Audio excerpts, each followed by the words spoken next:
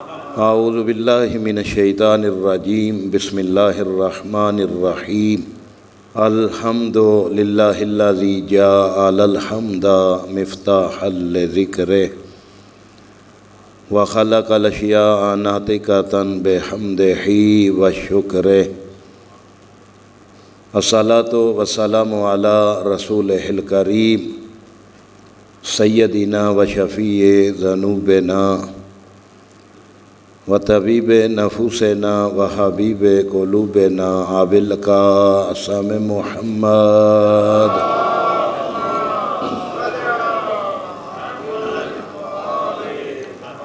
اللہم صلی علی محمد وآلہ الطیبین الطاہرین المعصومین اما بعد فقد قال اللہ سبحانہ وتعالی فی کلامہ المجید بسم اللہ الرحمن الرحیم تبارک الذی بیدہ الملک الذی خلق الموت والحیات لیبلوکم ایکم احسن عملا۔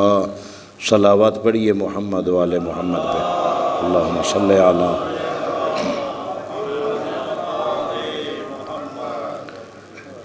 نہایت ہی واجب الاحترام معزز سامعین، بہت ہی مشہور و معروف قرآن مجید فرقان حمید کی آیہ مجیدہ آپ کے سامنے تلاوت کر کے ثواب حاصل کیا۔ جس مولا آقا، جس حجت خدا، جس فرزند رسول کی آج شہادت کے سلسلہ میں آپ جمع ہوئے ہیں، کوشش کروں گا کہ اس آیت کی تفسیر جو باقر العلوم مولا نے بیان کی ہے وہی آپ تک پہنچائی جا سکے، اور پھر دیکھیں کہ یہ بنی ہاشم خاندان میں ہر شخصیت کے لیے الگ الگ ایک فضیلت رکھی گئی ہے۔ مثال دیتا ہوں، منصب امامت پہ فائد نہیں ہے باب الحوائج۔ لفظ باب الحوائج کو ہی آپ سامنے رکھ لیں، حاجتوں کا دروازہ، جہاں پہ اپنی حاجات پیش کی جائیں۔ پھر لقب ہے ایک قمر بنی ہاشم، توجہ ہے آپ لوگوں کی؟ اچھا، عمومی طور پہ یہ علم مبارک پہ لکھا ہوتا ہے یا پڑھا جاتا ہے مولا آقا کی شہادت کی۔ آج کس کی شہادت ہے؟ قمر بنی ہاشم۔ بزرگ جانتے ہیں، بچوں کے لیے کبھی پڑھنے والے سے پوچھیں کہ قمر بنی ہاشم کا معنی کیا کرو گے؟ قمر کہتے ہیں چاند کو، بنی ہاشم ہاشمیوں کا چاند۔ نہیں، کما حق کو ہو میں نہیں پہنچا سکا۔ یہ لقب قمر بنی ہاشم کوئی معمولی لقب نہیں ہے۔ کن ہاشمیوں میں چاند ہے؟ جن میں حسن جیسا چاند موجود ہے، جن میں حسین جیسے چاند موجود ہیں۔ اسی وجہ پہ اور اسی وزن پہ ہیں سارے امام، لیکن مولا کائنات کے بارے میں پڑھیں تو ان کے بارے میں حدیث مصطفیٰ موجود ہے، انا مدینۃ العلم وعلی، میں علم کا شہر ہوں، علی اس کا دروازہ ہے۔ یعنی بتایا جا رہا ہے مجھ تک پہنچنے کے لیے پہلے علی کے دروازے پہ آنا ضروری ہے۔ اور خود امیر المومنین کا فرمان ہے کہ میں نے پیغمبر سے ایسے علم حاصل کیا، یا پیغمبر نے مجھے علم ایسے دیا جیسے پرندہ اپنے بچے کو چوگ دیتا ہے۔ اچھا، کبھی کبھی ان چیزوں پہ بھی غور کریں کہ اور بھی مثال دے سکتے تھے۔ یہ کیوں فرمایا کہ ایک پرندہ جیسے خوراک اپنے بچے کو دیتا ہے، یعنی وہ دانہ لیتا ہے، پھر بچے کے مزاج کے مطابق پہلے اسے نرم کرتا ہے، پھر اس کے دہن میں رکھتا ہے۔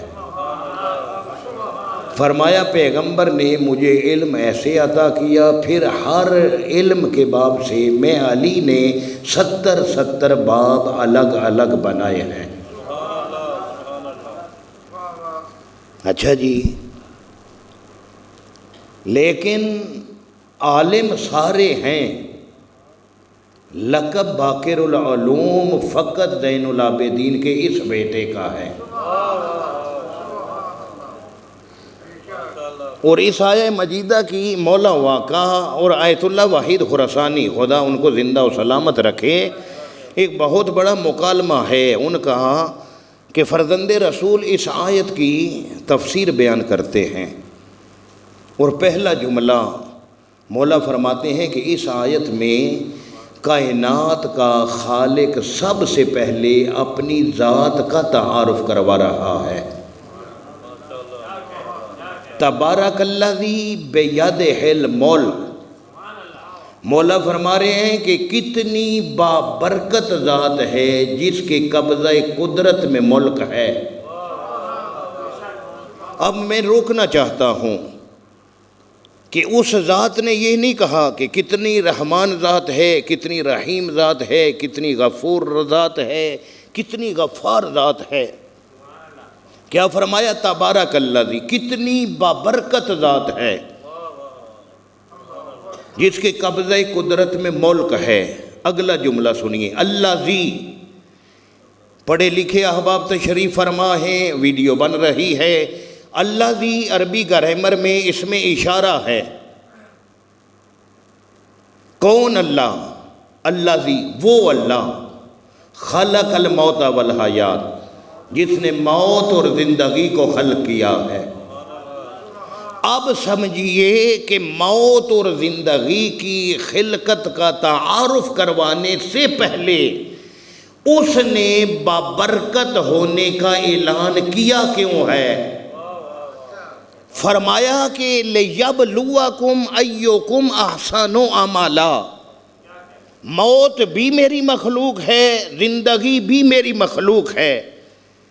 اور یہ نہ سوچنا کہ موت اور زندگی بغیر کسی مقصد کے ہے، کہ انسان پیدا ہو، وقت معین تک وہ زندگی بسر کرے، پھر موت کا ذائقہ چکھے اور اس دنیا سے رخصت ہو جائے۔ فرمایا نہیں، حکیم سوچتا پہلے ہے، بولتا بعد میں ہے۔ میں حکیموں کا بھی حاکم ہوں۔ فرمایا کہ موت اور زندگی بے شک میری مخلوق ہیں، میں نے اس مخلوق کو عبث نہیں رکھا۔ لِیَبْلُوَکُمْ أَیُّکُمْ أَحْسَنُ عَمَلًا، تاکہ دیکھوں کون کون ہے جو احسن عمل انجام دیتا ہے۔ اب آ جائیے علماء کے مباحثے کی طرف۔ آیت اللہ اصفہانی ہماری فقہ کے بہت بڑے عارف گزرے ہیں، آقا تقی بہجت کے لیول کے۔ انہوں نے فرمایا کہ اس آسن عمل سے مراد نماز پڑھنا ہے، روزہ رکھنا ہے، حج بیت اللہ کرنا ہے، کہ انسان حج بیت اللہ کی سعادت حاصل کرے اور وہ کہے کہ میں نے اس آیت کے مطابق آسن عمل انجام دیا ہے۔ انسان نماز پڑھے اور وہ کہے کہ میں نے اس آیت کے مطابق آسن عمل انجام دیا ہے۔ کیا فرماتے ہیں؟ بالکل نہیں، آسن عمل یہ ہے کہ مصلی پہ نماز ختم کرنے کے بعد جو کروٹ بدلے بغیر تسبیح فاطمہ پڑھے، سمجھے آسن عمل انجام دے رہا ہے۔ اللہم صلی علی۔ لیکن مولا فرما رہے ہیں، سوال ہوا کہ فرزند رسول پہلے زندگی ہے، بعد میں موت ہے۔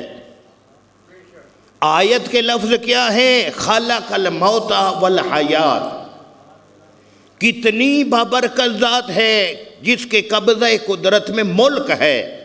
الذی، وہ اللہ، خلق الموت والحیات، جس نے موت اور زندگی کو خلق کیا، کیا مولا و آقا بہتر نہ ہوتا پہلے ذکر زندگی کا ہوتا بعد میں موت کا؟ کیوں؟ پہلے ولادت ہے، بعد میں وفات ہے، تو اللہ پہلے ذکر موت کا کر رہا ہے پھر ذکر زندگی کا۔ تبسم فرما کے کہا جسے تو موت سمجھ رہا ہے وہ زندگی ہے۔ نہیں توجہ فرما رہے آپ؟ جو زندگی ہے اسے تو موت سمجھ رہا ہے۔ مولا نے فرمایا زندگی وہ نہیں جس کے بعد فنا ہو۔ تجھے اس جہاں کے لیے خلق نہیں کیا گیا، تجھے بھیجا گیا اس جہاں کے لیے۔ یہاں سے زیادہ راہ اکٹھا کر، یہاں سے زیادہ راہ جمع کر۔ کس کے لیے؟ جس جہاں کے لیے تجھے خلق کیا گیا ہے۔ لہذا موت زندگی کیوں؟ لِيَبْلُوَكُمْ أَيُّكُمْ أَحْسَنُ عَمَلًا، تاکہ دیکھے کون کون ہے جو احسن عمل انجام دیتا ہے۔ یہاں پہ پہنچنے کے بعد میرے مولا فرماتے ہیں اے عبد خدا، موت اور زندگی کا تعارف کروانے سے پہلے اللہ نے اپنا تعارف بابرکت ہونے سے اس لیے کروایا ہے کہ تو میری مخلوق ہو کر اپنی خلقت کا مقصد بھول سکتا ہے، میں خالق ہونا نہیں بھول سکتا۔ تیرے لیے میں نے توبہ کا دروازہ رکھا ہوا ہے۔ اچھا بالکل قریب لے آیا ہوں، کوئی طویل گفتگو نہیں۔ موت بھی اس کی مخلوق ہے، زندگی بھی اس کی مخلوق ہے۔ جانا کس کے پاس ہے؟ کیا جملہ پڑھتے ہو انا للہ؟ سارے بولیں انا للہ۔ نہیں ابھی بھی سارے نہیں بولے انا للہ۔ کیا معنی ہے؟ ہم تیری طرف سے ہیں، تیری طرف ہی لوٹ کر جائیں گے۔ تو پھر یہ درمیانی وقفے میں بغاوت کیسی ہے جب تو آنے میں بھی اس کا محتاج ہے؟ بھائی نہیں توجہ فرما رہے آپ؟ بھائی انسان اس دنیا میں آنے میں بھی محتاج ہے، اس دنیا سے جانے میں بھی محتاج ہے۔ آپ کہیں گے مولانا محتاجگی کیسے؟ کئی ایسے افراد ہیں جو خودکشی کر لیتے ہیں، وہ تو محتاج نہیں ہیں۔ تو میں کہوں کہ خودکشی حلال ہے، ایسے ہی ہے؟ بھائی بولے ہیں نہیں، خودکشی حرام ہے۔ کبھی سوچے کیوں حرام ہے؟ ایک بندہ خود کو گولی مارتا ہے یا گولی کھاتا ہے، اس دنیا سے چلا جائے، کیا علماء کہتے ہیں کہ اس نے خودکشی کی، یہ حرام کی موت مرا۔ خودکشی کرنا حرام ہے۔ پوچھو کیوں؟ فرمایا اس لیے کہ اس زندگی کو جسے یہ ختم کر رہا ہے تصرف اس کا حق ہی نہیں تھا۔ بھائی تھوڑا ساتھ دیں گے تو جملہ کہوں گا۔ اب آپ جو دعائے عہد پڑھتے ہیں، اپنے امام کے ساتھ عہد و پیما کرتے ہیں، اس کے بعد کیا آپ کا جسم اپنا ہے؟ بھائی بیعت کرنا، عہد کرنا، اس کا معنی کیا ہے کہ یہ جسم میرا نہیں ہے، یہ جسم آپ کا ہے، اولاد میری نہیں ہے۔ آپ کو ضرورت ہوگی آپ کی راہ پہ قربان کریں گے۔ مال میرے پاس ہے لیکن امانت آپ کی ہے۔ اب سمجھیے امیر المومنین نے یہ جملہ کیوں فرمایا کہ اے انسان، اگر تجھے اتنا خدا کے وجود پہ یقین ہو جائے جتنا ایک غلام کو آقا کے ہونے پہ ہے، پھر تو گناہ نہ کرے۔ اچھا جی، مولا فرما رہے ہیں کہ تو زندگی گزار، یہاں سے زیادہ راہ اکٹھا کر۔ نتیجہ کیا ہوگا؟ کل نفس ذائقۃ الموت، ہر نفس نے موت کا ذائقہ چکھنا ہے۔ ایک بندہ وہ ہے جس نے پیغمبر کی اور پیغمبر کی اہل بیت اطہار کی سیرت کو اپنایا ہی نہیں ہے، ذائقہ وہ بھی چکھے گا۔ ایک وہ ہے جس نے دعوی محبت کیا ہوا ہے کہ میں آل رسول کا محب ہوں، ذائقہ وہ بھی چکھے گا۔ ایک وہ ہے جس نے بعد از رسول انہیں نہیں مانا جنہیں رسول منوانا چاہتے تھے، ذائقہ وہ بھی چکھے گا۔ اس نے بھی چکھنا ہے جس نے رسول کی جگہ پہ انہیں مانا جسے رسول منواتے تھے، ذائقہ وہ بھی چکھے گا۔ اب ذائقہ علماء نے کیا بتلایا کہ موت کا ذائقہ، ایک موت ایسی ہے کہ جب ملک الموت جسم سے روح کو جدا کرتا ہے تو پاؤں کے ناخنوں سے آغاز ہوتا ہے، اور پھر قبلہ علامہ استاد العلماء اس مسجد کے امام جمعہ وہ آپ کو یقیناً یہ بتلاتے ہوں گے کہ حضرت عیسیٰ کے زمانے میں ایک حواری نے حضرت عیسیٰ سے خواہش کی کہ میں ایک دوست سے ملنا چاہتا ہوں جو جوانی میں رخصت ہوا تھا، قبرستان کے قریب سے گزر رہے تھے، آپ اسے زندہ کریں۔ ایک قبر پہ چلے گئے، جی یہاں پہ مدفن ہے۔ اب وہ مردہ زندہ ہوا، حالت کیا ہے؟ سر اور داڑھی کے بال سفید ہیں، چہرے پہ جھریاں۔ اس نے پہچاننے سے انکار کر دیا کہ نبی خدا یہ میرا وہ دوست نہیں ہے۔ سرکار نے فرمایا اس سے پوچھو کہ یہ واقعاً تمہارا ہی دوست ہے؟ پوچھا تو اس نے کہا جی میرا دوست ہے۔ اب سرکار نے کہا کہ اس سے پوچھو تمہاری حالت یہ کیسے ہوئی؟ اس نے کہا کہ وہ جان کنی کا جو عالم تھا اس کی تکلیف کی شدت سے یہ سب کچھ ہوا ہے۔ اچھا جی، ذائقہ اس نے بھی چکھنا ہے جس کے دل میں بغض آل رسول ہے، ذائقہ اس نے بھی چکھنا ہے جو محب آل رسول ہے۔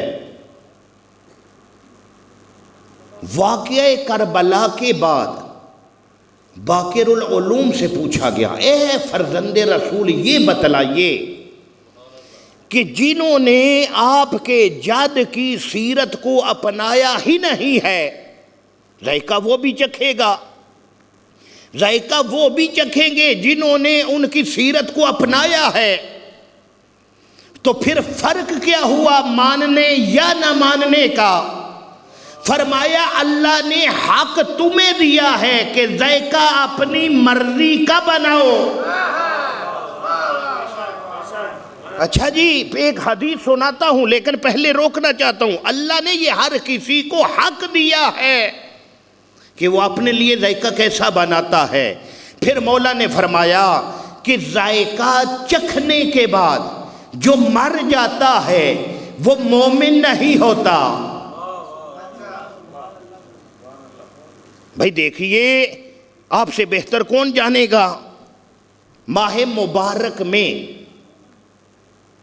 وہ ہماری بہن بیٹی جو امور خانہ داری اس کے ذمے ہوتے ہیں، گھر میں افطار کا اہتمام کرنا، کھانا بنانا، شوہر ایسا ہے کہ نمک زیادہ ہو گیا پھر بھی غصہ کرے گا، توجہ ہے آپ کی؟ اگر مرچ زیادہ ہو گئی شوہر پھر بھی غصہ کرے گا۔ اب فقہ امام صادق کے ماننے والوں، تمہیں فقہ فائدہ کیا دیتی ہے؟ اس عورت کے لیے کیا حکم ہے فقہ میں کہ اگر کھانا پکاتے ہوئے نمک زیادہ ہوا تب بھی شوہر ناراض، مرچ زیادہ ہوگی شوہر تب بھی ناراض؟ فقہ کیا کہتی ہے؟ جو وہ پکا رہی ہے اس کو اٹھا کے زبان پہ رکھ کر اس کا ذائقہ چکھے، اس چکھنے سے اس کا روزہ باطل نہیں ہوگا، اس سے آسان مثال کوئی نہیں۔ آل محمد کے دروازے پہ جھکنے کا فائدہ یہ ہے کہ مومن ذائقہ موت کا چکھتا ہے، لیکن اس کی زندگی کا روزہ باطل نہیں ہوتا، وہ ایک جہاں سے دوسرے جہاں منتقل ہوتا ہے۔ اچھا پھر فائدہ کیا ہوگا؟ خود مولا نے فرمایا، اسی مولا باقر العلوم نے، کہ 100 مقام پہ ہماری محبت و ولایت ہمارے محبین کو فائدہ دے گی۔ اچھا اس کے بعد مولا فرما رہے ہیں کہ اس میں سے آسان ترین مواقع 3 میں بتاتا ہوں، جو 100 موقع جہاں پہ ہم اپنے محبین چاہنے والوں کی نصرت اور شفاعت کریں گے۔ مشکل ترین موقع مولا فرما رہے ہیں، ان 100 مشکل میں سے آسان 3 یہ ہیں۔ اے پہلا جان کنی کا عالم۔ اچھا جب مومن کے جسم سے اس کی روح کو جدا کیا جاتا ہے، مولا فرماتے ہیں پھر پاؤں کے ناخنوں سے آغاز نہیں ہوتا، اللہ اسے حکم دیتا ہے جنت سے پھول لے جا اور اس کو اس کی خوشبو پیش کر۔ پھول کی خوشبو سونگھنے سے جیسے دماغ معطر ہوتا ہے، اس سونگھنے سے مومن کے جسم سے روح جدا ہو جاتی ہے۔ یہ پہلا فائدہ۔ دوسرا، جب تعویذ قبر بند ہو رہا ہو، یہ مشکل مرحلہ ہے، لیکن مشکل کشا کے پیروکاروں کے لیے اس نے بخشش کے کئی سبب رکھے ہیں۔ یہ کیوں کہا کہ تو زیارت عاشورہ پڑھا کر، جہاں اس کے کئی فائدے ہیں۔ اس کے آخر میں ایک دعائیہ جملہ ہے، اللہم ارزقنی شفاعت الحسین یوم الورود۔ اے اللہ مجھے وہ رزق عطا فرما جس رزق کا نام شفاعت ہے۔ صرف روٹی رزق نہیں ہے۔ اللہم ارزقنی شفاعت الحسین یوم الورود۔ ہمیں اس وقت سید الشہداء کی شفاعت نصیب کرنا جب ہمیں قبر میں اتارا جا رہا ہو۔ اچھا جی، پھر قبر میں لیٹنے کے بعد سوال اتنے نہیں ہوں گے۔ مولا فرما رہے ہیں فقط 5 سوال،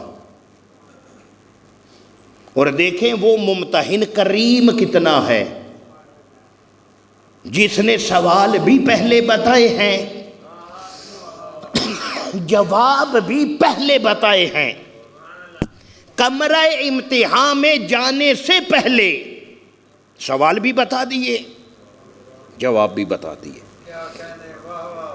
بھائی اکثر یہ خبروں میں ہم نے بھی سنا، جی کراچی میں یونیورسٹی کہا کل کا پیپر ملتوی ہوا ہے۔ کیوں؟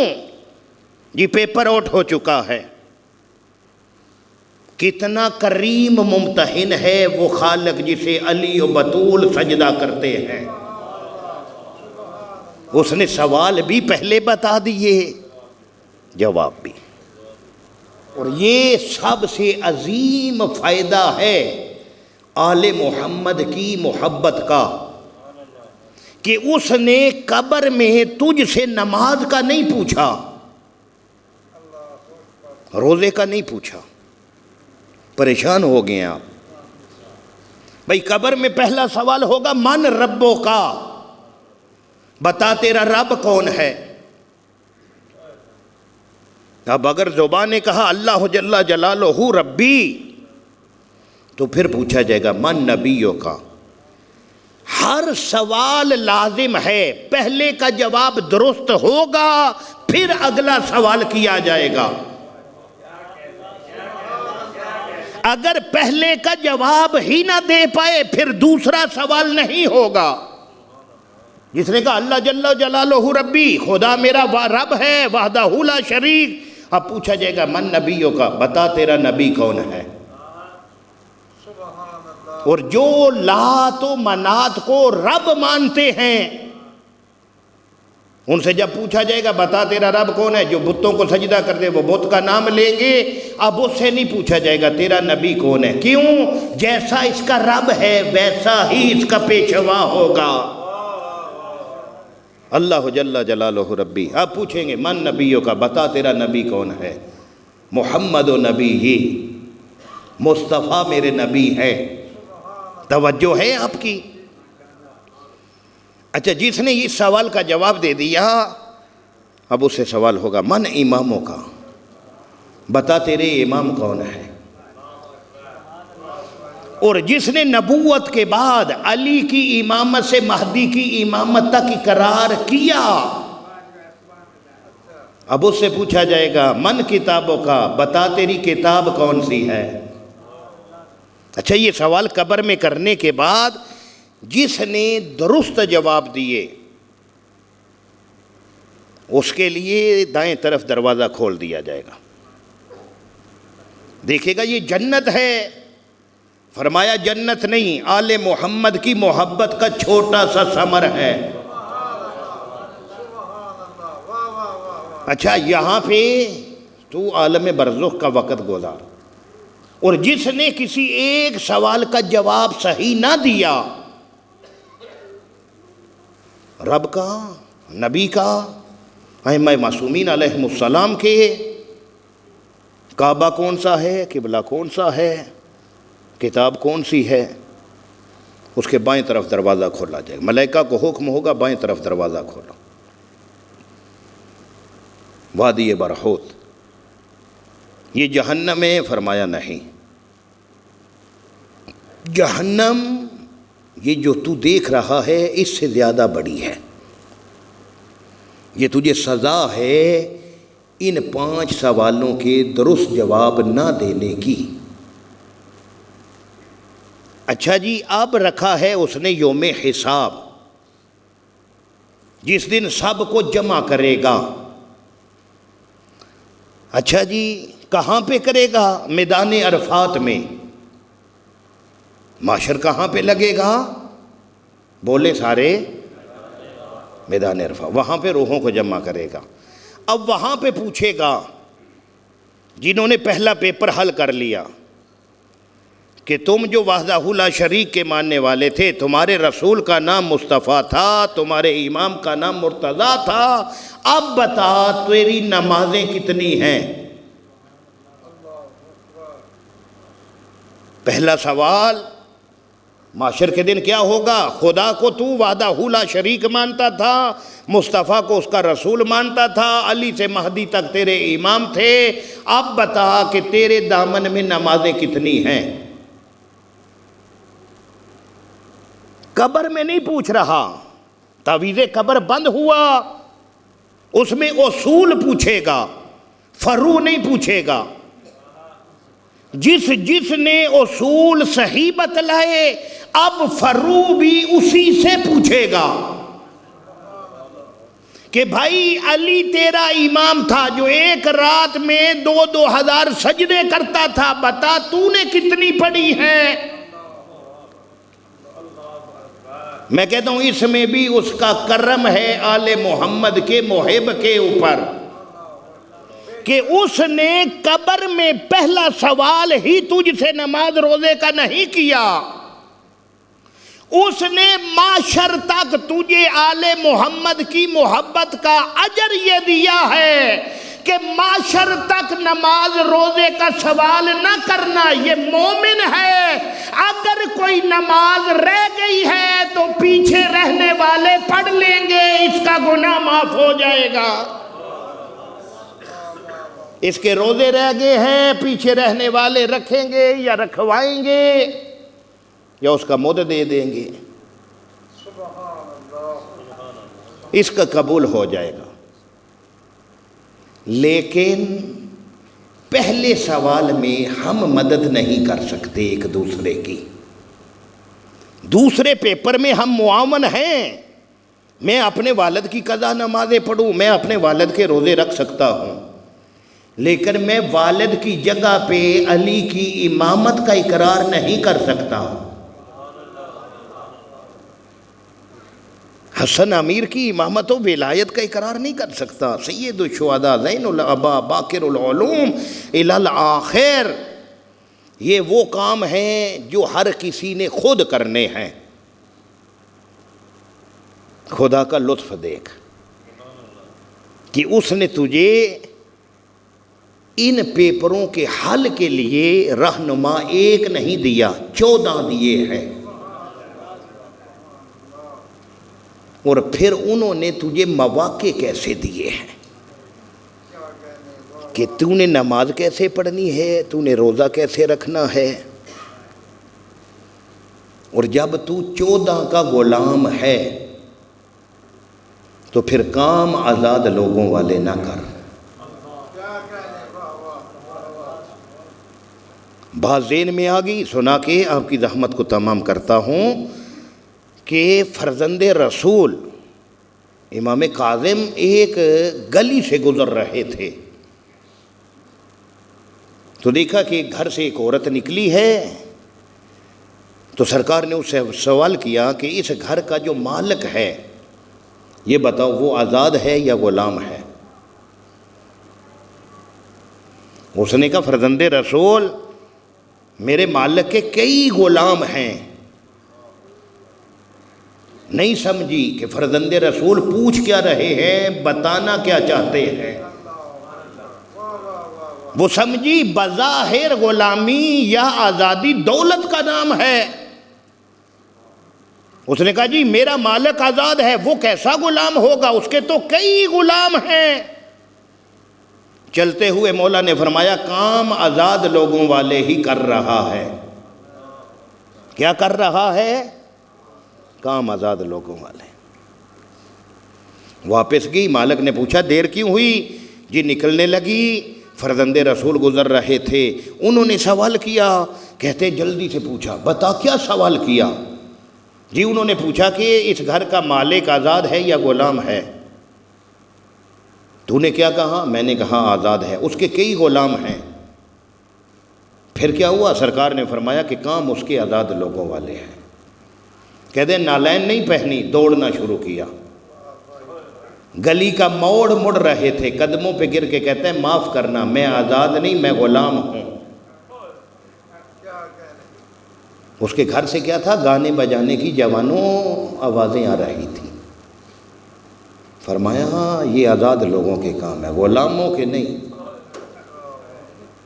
اور جس امام کی آج شہادت ہے ہم اس کے غلام ہیں یا نہیں ہیں؟ آج بطول کے گھر میں اس کا جنازہ ہے جو کربلا کا چشمدید گواہ ہے.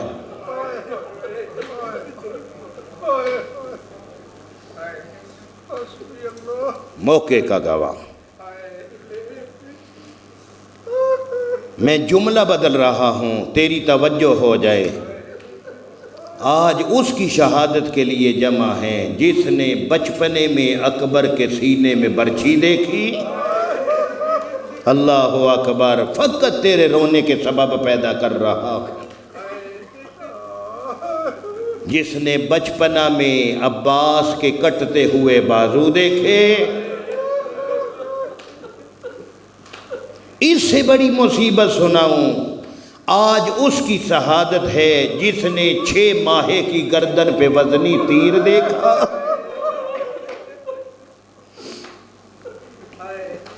کیا جملہ پڑھوں؟ آج اس کی شہادت ہے جسے باپ کے ساتھ ایک رسی میں باندھا گیا تھا. ماتم کر، یہ 10 محرم کی شب عاشور سے کم رات نہیں ہے. میں جملے بدل بدل کے تیری عبادت کا سامان پیدا کر رہا ہوں. میں نے کیا جملہ کہا؟ رسی ایک تھی، گردنیں 2 تھی. میرا پڑھنا آسان ہے، تیرا سننا آسان ہے.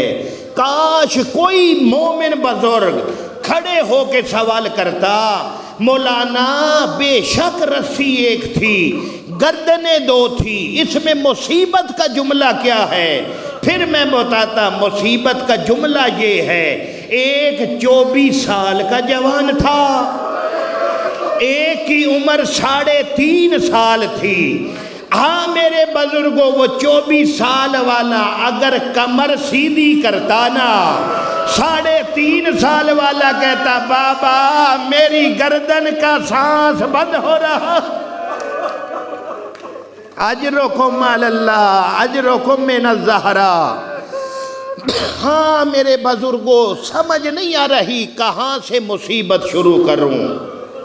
اس مولا کی بس قبول کر لینا، شام غریباں سے پہلے تصور کرو، آپ بھی صاحب اولاد ہیں، میں بھی صاحب اولاد ہوں، وہ بچہ یا بچی جس کی عمر 3 یا 4 سال ہو، اس نے آنکھوں سے کسی ظالم کو دادا کے سینے پہ سوار دیکھا ہو، اللہ اکبر، اس بچے یا بچی نے پسے گردن کند خنجر سے ضربیں لگتی دیکھی ہوں،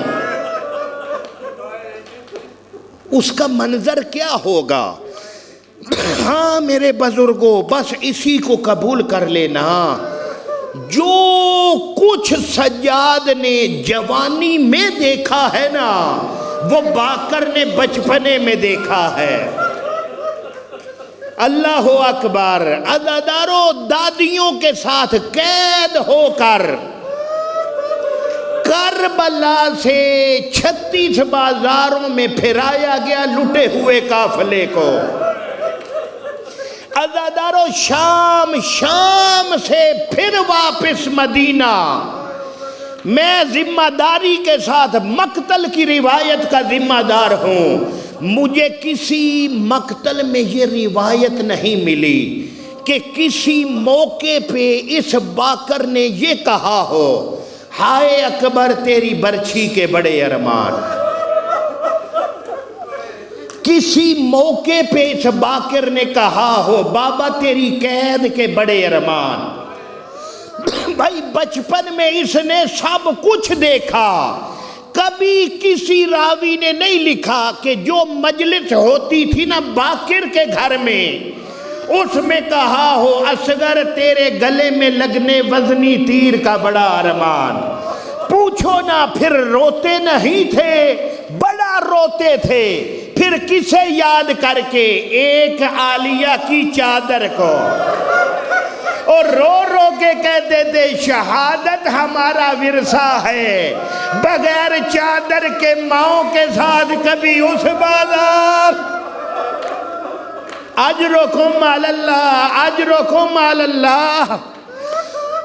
عزادارو قید کر کے شام کے قید خانے میں لائے نا، جو میں نے روایت پڑھی ہے میں وہ سناتا ہوں۔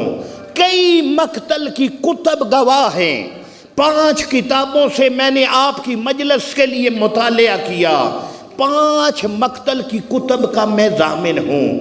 عزادارو راوی کہتے ہیں جو قید خانہ تھا نا، جس کی چھت کوئی نہیں تھی، سجاد بیٹے کو لے کر نا صبح ہوتی اس کے دروازے کے باہر بیٹھ جاتے، سورج غروب ہونے پہ ہوتا، باپ بیٹا اٹھ کے اندر آ جاتے۔ خدا سایہ سلامت رکھے ہمارے استاد آغا عابد رضا نقوی کا، میں نے ان سے اس روایت کے بارے میں سوال کیا تھا کہ قبلہ یہ کیا وجہ ہے؟ سورج نکلتا، زین العابدین باقر کو لے کے قید خانے کے باہر بیٹھ جاتے، سورج غروب ہونے پہ آتا، پھر باپ بیٹا اندر آ جاتے۔ اس سید زادے کی آنکھوں سے آنسو جاری ہو گئے، کہا ضمیر الحسن تو نے سوال مشکل کیا ہے، لیکن بتاتا ہوں سارا دن قید خانے کے دروازے پہ اس لیے گزارتا تھا کہ اگر اندر بیٹھتے کہیں زینب کے کھلے بال نظر آتے تھے۔ اجرکم علی اللہ، اپنے رونے کی آوازیں بلند کر، اجرکم علی اللہ، خدا تجھے اجر عظیم دے، سوائے غم شبیر کوئی غم نہ دکھائے۔ ہاں عزادارو، ایک ہفتہ گزرانا ایک شامی قید خانے کے دروازے سے گزرتا تھا. صبح بھی گزرا ہے، رات کو بھی گزرتا تھا. 7 دنوں کے بعد جہاں باپ بیٹا بیٹھے تھے نا، قریب آ کے کہتے قیدی میرا سلام. علیک السلام. باپ بیٹے نے سر اٹھایا، ہاتھ باندھ کے راوی کہتا ہے شامی نے سوال کیا، قیدی میں کچھ مانگنا چاہتا ہوں. حجت خدا تھے، جانتے تھے، پھر بھی پوچھا کہ کیا مانگنا چاہتا ہے. تڑپ کے شامی کہتا ہے یہ تیرا بچہ کتنا خوبصورت ہے.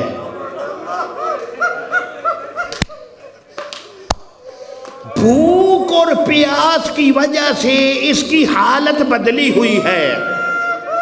عزادارو، جس جملے نے سجاد کو خون رلایا ہے، دل دکھے معاف کر دینا، مولا کہتے تو کہنا کیا چاہتا ہے؟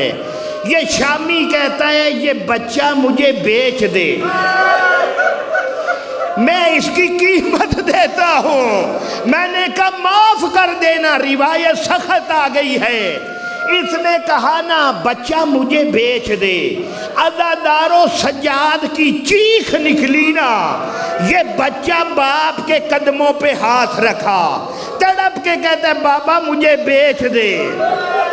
بابا جو رقم ملے گی پھپھیوں کے بھرکے لے لینا، اجرکم علی اللہ، اجرکم علی اللہ. عزادارو، ہو گئی قید ختم، معاف کر دینا، زندگی رہی، پھر تفصیل سے کسی دن شہادت پڑھوں گا. عزادارو، اسے بھی کوئی زہر کی ضرورت تھی؟ جس نے ننگے سر پھوپھیوں کو بازاروں میں دیکھا تھا، اسے بھی کوئی زہر کی ضرورت تھی؟ جس نے ماؤں کو چادریں مانگتے دیکھا. ہاں عزادارو، جو بابا سے کہتا تھا نا بابا خون نہ رویا کر، میں نے روایت میں پڑھا، آگئے مجلسی نے لکھا کہ وقت آخر تھا نا باقر کا، جعفر کو قریب بلایا، کہتے اللہ جانے بات کیا کی، یا باقر تڑپنے لگے. جعفر قریب آ کے کہتے ہیں بابا کون سا غم رلا رہا ہے؟ ایک جملہ کہا، جعفر میرے بعد مجلس شب جمعہ ضرور کرنا، معافی مانگ کے جملہ پڑھ رہا ہوں. اور پھر تڑپ کے کہا کسی مرثیہ خاں کو بلانا، جو دل کرے نا مقتل پڑھے اسے پڑھنے دینا، لیکن اسے کہنا آخر میں میری دادی عالیہ کی چادر کا ارمان ضرور پڑھنا. تڑپ کے کہا مجھے دادا کی 12 ضربیں بھول گئی ہے، لیکن یزید کے دربار میں ماں کا ننگے سر کھڑے ہونا، پھر اس کا شراب کے نشے میں پوچھنا ان میں زینب کون ہے. وآخر دعوانا ان الحمد للہ رب العالمین.